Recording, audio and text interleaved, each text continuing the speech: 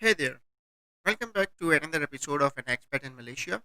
And today I'm going to discuss on the topic of education in Malaysia, specifically about master's degree. So, why should you study in Malaysia? What are the factors? Which university should you study in? And stuff like that. So, the first question about this topic is why should you study in Malaysia? The three main reasons I can discuss today is, which I think the most important, is affordable living, university fees, and the third is admission or competition. So, Malaysia is relatively cheaper than Europe, Australia, Americas, even compared with Dubai. The cost of living is much less if compared with all of these countries. So, let's say if you have to study in Australia and you have an option to get the same degree from Malaysia, just from the cost perspective, just from the affordable living perspective, Malaysia is going to be much cheaper. The second thing is university fees. Malaysia has campuses of lot of international universities like Nottingham and Monash. So if you want to study in Monash, which is an Australian university, the university fees in ringgit Malaysia is much less than if you will convert it into Australian dollars. Fees which eventually if you have to pay at the end of the day is less if you pay in Malaysian ringgit. The third point is that easy admission or less competition. The reason behind this point is that the population of Malaysia is not very high compared with, let's say, America. Competition to get admission in university is much less. The other factor in for this point is that there are a lot of universities in Malaysia, both in public sector, private sector, international universities. If you combine all of them, there are a lot of universities, which is a good thing for any student. So these 3 points are the major factors which you should consider to decide why should you study in Malaysia. This particular video is not about graduation or high school or PhD. This is specifically about master's degree. So I'm going to cover these four main points in this video. How to select a university, what are the requirements of admission, what is the overall total cost of living along with your studies, and the final is what are the visa requirements or work requirements along with your study. In my point of view, there are four main points which you should consider where you want to study. Mode of teaching is there are basically just two type of modes, research or mixed mode. There's no coursework mode where you have to create something or you have to develop something in order to clear your masters. In Malaysia, majority of the universities follow research. So you have to write a dissertation, you have to publish research paper. Even in mixed mode, you have to develop something and you have to come up with a dissertation or thesis. So the coursework module is not there. So if you are not into reading, if you're not into research, then this is going to be tough for you.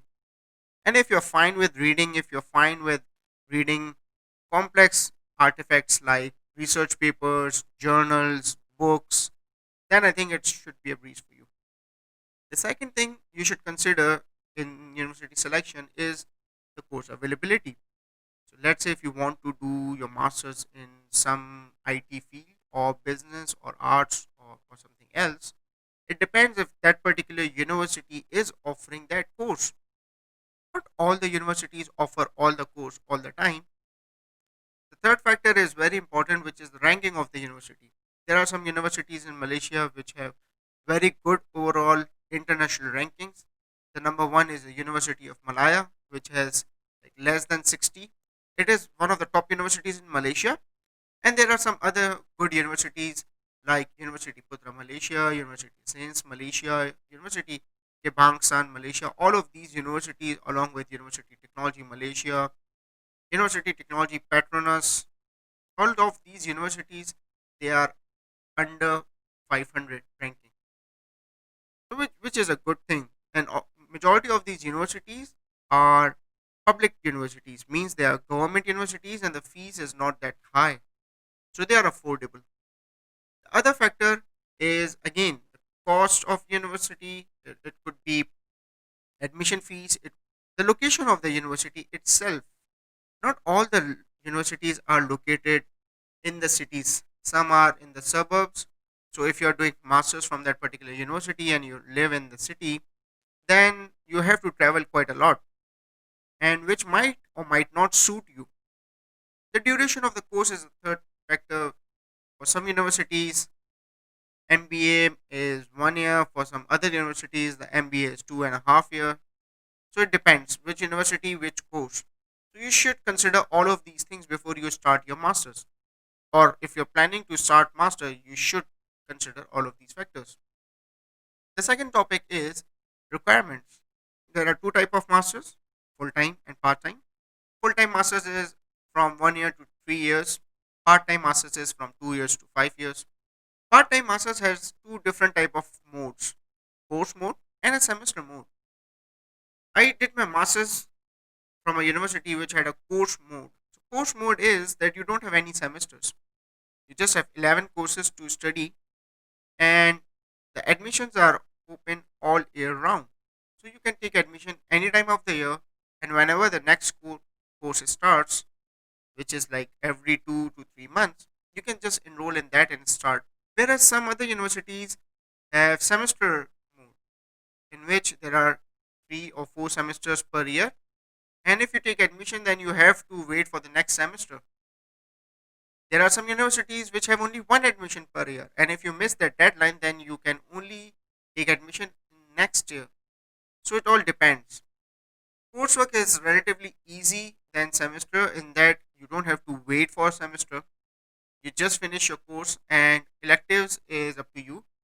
There are some other requirements from university like experience and education. So if you want to start your masters, there are some universities which require you to have relevant experience in your field, or there are some other universities which require you to have experience from 3 to 5 years.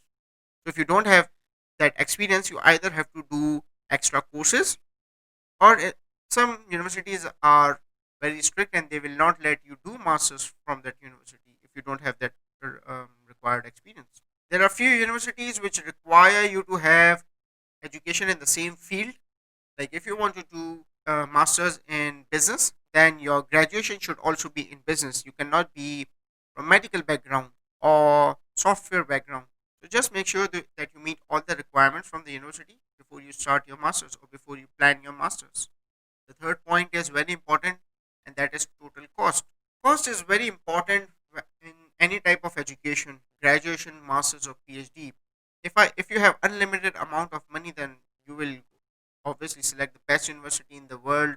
You don't have to compromise anything, but that's not the case. So these are the three main factors which I consider contribute a lot to the total cost of living, education. So the cost of living along with your masters is that you have to pay for your visa. So if you're a full-time student, you have to pay for your student pass or a student visa. That is fine if you're single, but if you have dependents, like if you have wife, kids, if you have a full family, then you might also have to pay for your visa. University is not going to pay for the visa, or the visa is not free. Consider this point: if you have family, the other thing is where you live. So if you are alone, you can live in hostel, or you can also share house or even rooms sometime, and that is pretty reasonable or cheap way to live. You can save a lot by doing this, but your privacy and other factors do come into play. The other thing is area consideration, like where do you want to live? Do you want to live in the city, or do you want to live in the suburbs or remote areas? Some of the universities are right in the middle of the city, and the cost of living in the city is quite high. It could be other way around as well. If you're living in suburbs and you want to travel to city, then the traveling cost is quite high, whereas the food cost is relatively cheap. So it depends where do you want to live and what are your preferences and where is your university. So that's the living. The second point is about university. As I mentioned, tuition fees is the biggest factor. You should consider if you are a foreigner or if you are an expat, then the tuition fee might vary and you might have to pay international fee, which is sometimes quite high than the local fees. Bear in mind that different universities have different level of international fees. If you are a part-time student, then you might not have to pay international fee because there is no visa processing for you, and I'll cover that shortly. The second factor is some universities allow you to pay in installments or you pay for every semester. The third thing is scholarships. So you can get scholarships if you are a full-time master's student. The chances are much better. Unfortunately, if you are a part-time student in Malaysia, the number of scholarships are rarely there.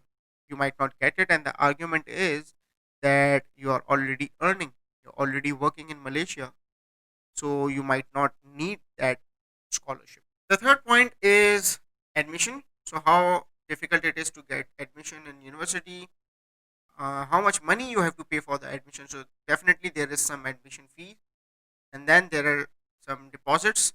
Some of them are refundable, some of them are non-refundable, like library fees, student card, transportation fees, and all that. Many universities in Malaysia offer dual degrees, like they have some affiliation with universities from UK or Australia or America or anywhere else, and they will charge you separate for UK degree or UK certificate. So you also have to consider that. Well, I paid few £100 for my UK degree. I also had a dual degree. The final point is the attestation, and most of the time it's not that expensive. After you get the degree, you also have to get them attested. The final is the visa requirement. So there are two ways you can do masters. Is like you can do either full time or part time. If you want to do masters full time, then you have to get a student visa. That is a mandatory requirement, and full time students cannot work. You cannot do a full time job and study full time. Unfortunately, Malaysia does not allow students to work in offices as professionals. So you can work in restaurants or fuel stations, but the pay is pennies. It's you can't survive off that. Do a very good planning that if you want to be a full time student, then you should have enough savings or you should have enough money to survive for 1 or 2 years until your master's is finished. The second is a part time. So part time is that you can work on employment pass or work visa as a full time employee in any organization, and you can study as well. When you study part time, you have to notify immigration department and you have to get a consent to study stamp on your passport from immigration department. So that's it from my side. If you have any questions, please ask them in the comment section. And if you like this topics and if you like all these videos, please subscribe my channel. Until next time, have a good one.